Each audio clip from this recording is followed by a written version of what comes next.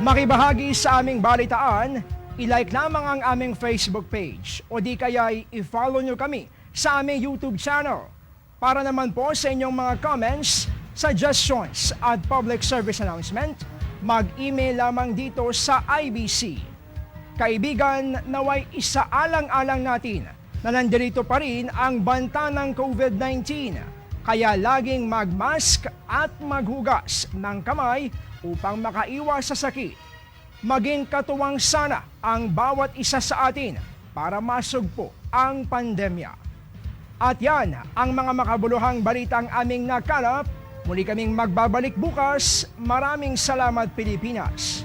Ako po si Brian Castillo at ito ang IBC Tutok 13. Kaibigan ng bayan, kaibigan ng katotohanan.